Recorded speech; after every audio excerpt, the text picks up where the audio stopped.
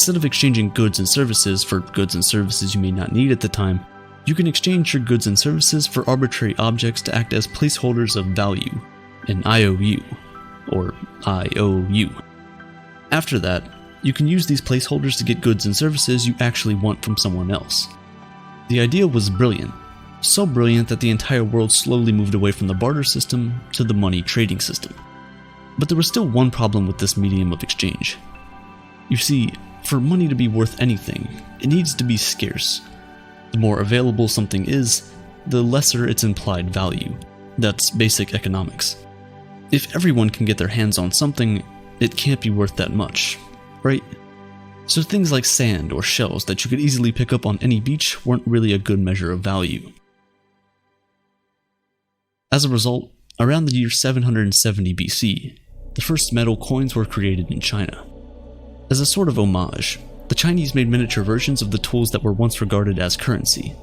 They made the coins circular so that it was easy to reach into your pocket and take them out without hurting your fingers. Then they cast the coins in bronze. This was it. Money was finally worth something. You couldn't just go to a beach somewhere and pick up bronze. It was scarce. It had value. At this time, money wasn't yet an illusion. The value of a coin was determined by the value of the metal the coin was made out of. If you had a coin that was made from 1 gram of gold, it was worth 1 gram of gold. You could easily measure it and see for yourself that it is, in fact, 1 gram of gold. However, kings and rulers quickly discovered the power of money. They realized that the more of these tiny precious metals you had, the more power you could control. And so in 600 BC, Alyattes, king of Lydia, created the first official money mint. He created the coins using a mix of silver and gold, and stamped an image on the coin to act as denominations. Now people could easily tell the value of the piece of metal they were holding simply by looking at the picture on its face. But the kings of the world wanted more money, and precious metals were too expensive. To produce more money, they started slimming down the coins, then mixing the more expensive metals with cheaper metals. Soon, all the coins in circulation were worth less than what the image on their face said they were worth, and so the illusion of money was born.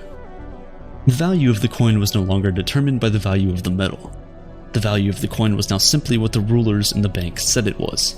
As more of these IOU certificates flooded the market, people needed coins less and less, until finally, the paper was worth what we believed it was worth, even if we no longer exchanged it for physical pieces of gold and silver. From ancient kings to modern-day governments and central banks, money has remained an illusion, a mere representation whose value is determined by the importance people place on it.